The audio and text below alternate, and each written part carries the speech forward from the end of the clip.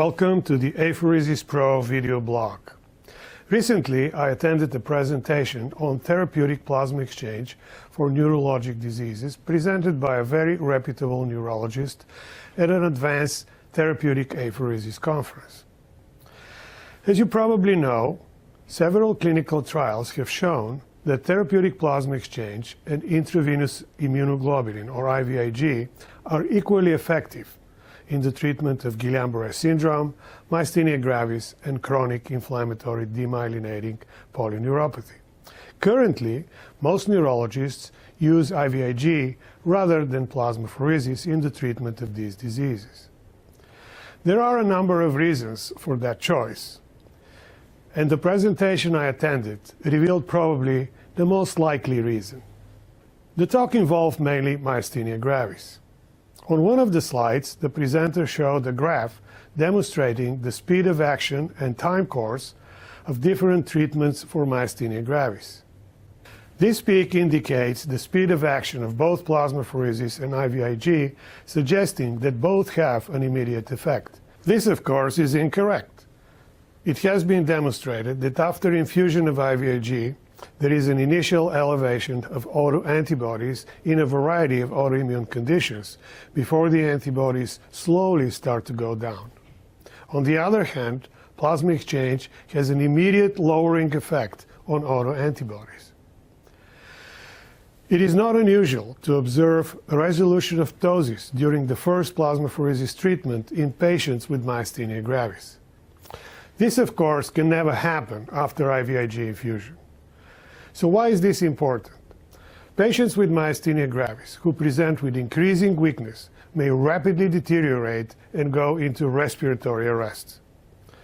A treatment which results in immediate improvement is obviously critical in the treatment of these patients. Another slide claimed that a single plasma exchange costs almost $6,000 for the hospital. Cost comparisons between plasma exchange and IVIG have been published and demonstrate that IVIG is twice as expensive as plasma exchange for the treatment of neurologic diseases. Neurologists, however, constantly receive this type of false information and choose IVIG regardless of the clinical situation. Now let's move on to another neurologic condition. In January of this year, the New England Journal of Medicine published a review article on multiple sclerosis written by several prominent neurologists.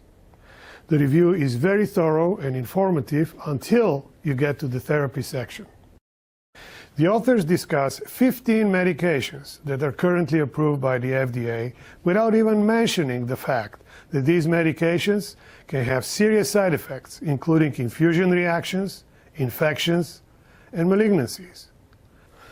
The beneficial clinical effects of these medications are very similar, in fact, possibly inferior to the effects observed in clinical trials using plasma exchange for the treatment of relapsing multiple sclerosis. And the side effects of therapeutic plasma exchange are far less frequent and less serious than the ones observed with these medications. And yet, the authors failed to even mention plasmapheresis in their review. So why is that? Actually, the answer may be right here in the body of the article. These are the disclosures of the authors of this review.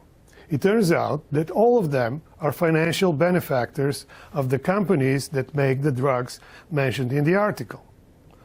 Plasmapheresis is not mentioned at all. It is not important to them.